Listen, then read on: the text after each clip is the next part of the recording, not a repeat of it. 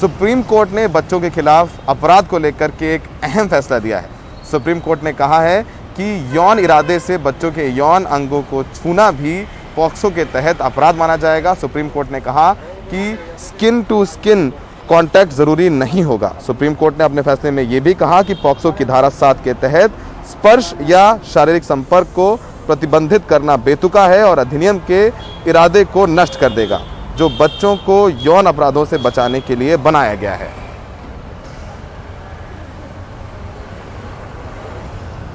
बच्चों के खिलाफ यौन शोषण के मामलों को लेकर सुप्रीम कोर्ट ने एक बड़ा कदम उठाया है, एक बड़ा फैसला जो बच्चों को यौन शोषण से बचाने में एक महत्वपूर्ण फैसला साबित होगा, एक मील का पत्थर साबित होगा। सुप्रीम कोर्ट ने साफ कर दिया है कि बच्चों से यौन शोषण के मामले में स्किन टू स्किन कांटेक्ट यानी त्वचा से त्वचा का संपर्क होना जरूरी नहीं है।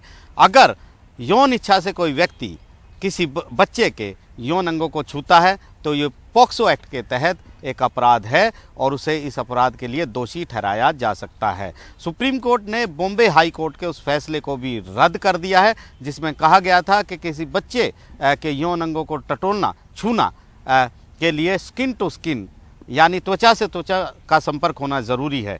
यहाँ पर मुद्दा ये था कि बॉम्बे हाई कोर्ट की नागपुर बेंच में एक मामला आया था जिसमें एक व्यक्ति ने ये कहा था कि उसको जो ट्रायल कोर्ट ने सज़ा दी है वो गलत दी है, क्योंकि उसने जो बच्चे को छुआ था वो कपड़ों के ऊपर से उसके यौन अंगों को छुआ था, इसलिए उसके खिलाफ पॉक्सो एक्ट के तहत मामला नहीं चलाया जा सकता। आईपीसी की धारा के तहत छेड़छाड़ का मुकदमा चलाया जा सकता है। बॉम्बे हाई कोर्ट ने इस बात को मान लिया था और उसको बरी कर दिया था।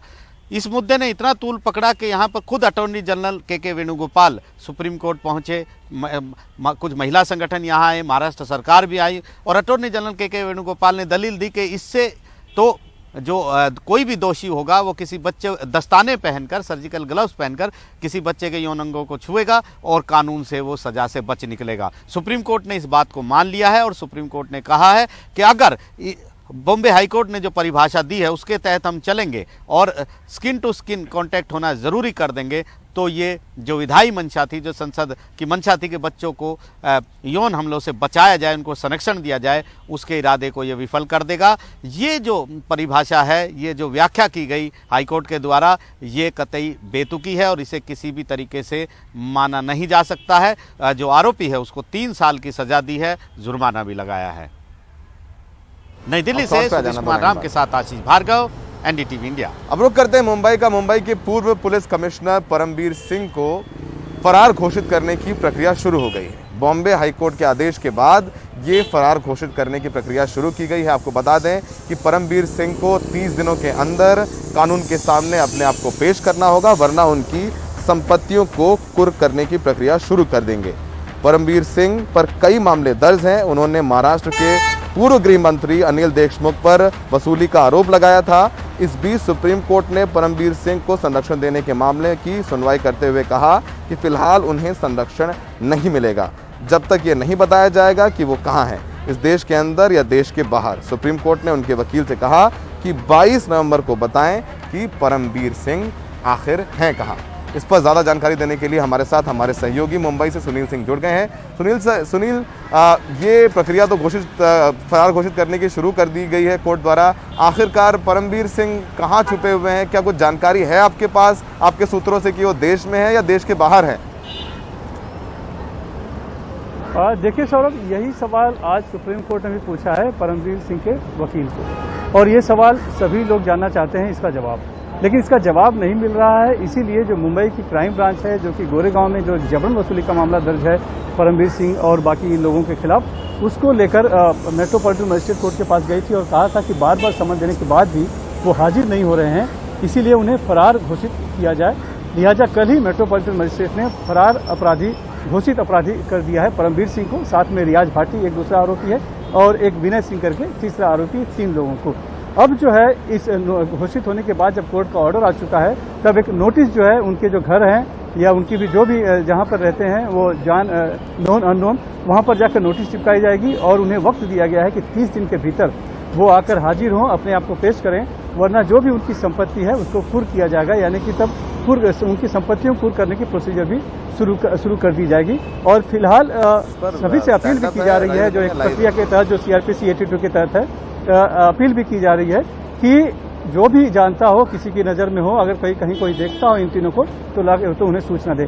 यानी एक मुंबई के पूर्व पुलिस आयुक्त परमवीर सिंह, जो कि एक बड़े और दबंग अफसर के तौर पर जाना जाता था, पूरा उनका एक रौला बना हुआ था, लेकिन वो अब भागे फिर रहे हैं और उनके खिलाफ मामला दर्ज है और वो मिल नहीं रहे हैं और उन्हें ही अब अदालत से एक तरह से फरार अपराधी घोषित कर दिया गया है।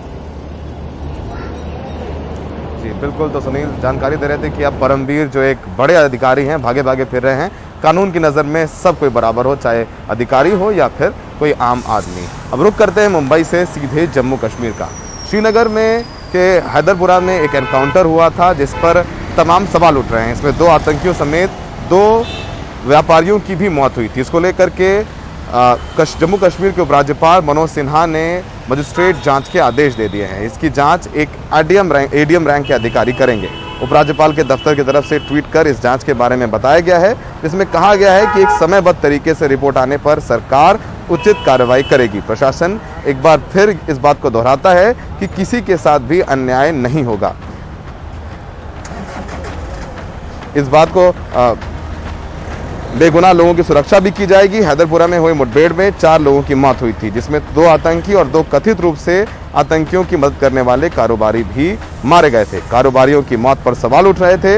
अब इस मामले की मजिस्ट्रेट जांच के आदेश दे दिए गए हैं। इस पर ज्यादा जानकारी दे रहे हैं हमारे सहयोगी राजीव रंजन। श्रीनगर के हैदरपुरा इनकाउंटर की मजिस्ट्रेट जांच की जाएगी। जम्मू कश्मीर के उपराज्यपाल मनोज सिन्हा ने अपने ट्वीट के जरिए कहा कि किसी के साथ अन्याय नहीं होने दिया जाएगा।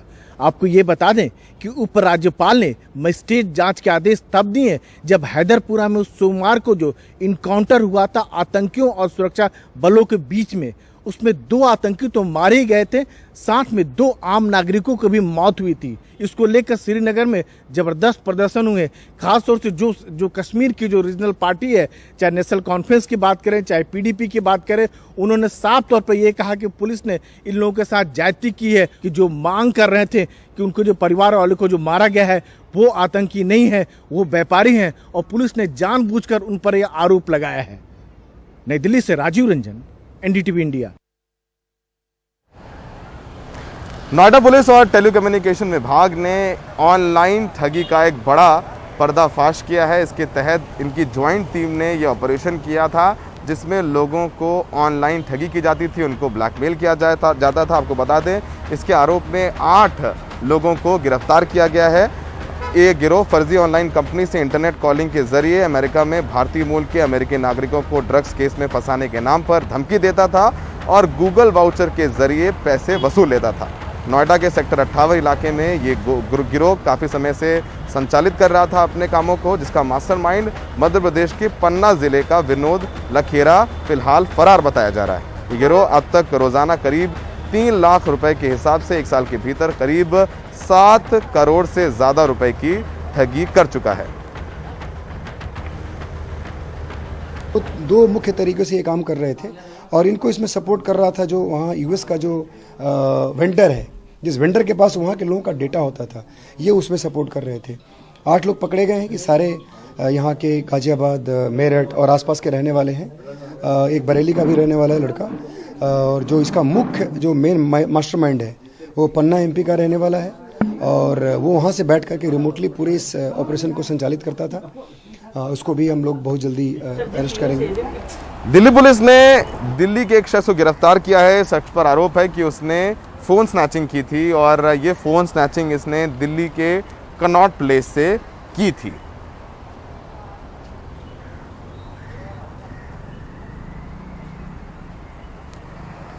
मेरे पास नहीं।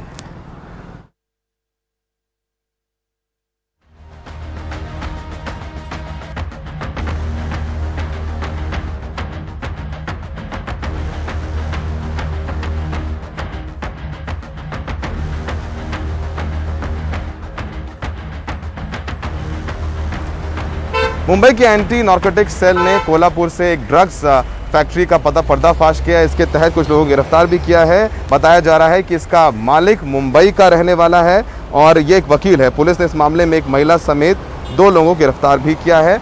इसका जो संचालित करने वाला सरगना है, फिलहाल इसको फरार बताया जा रहा है। देखिए ये रिपोर्ट।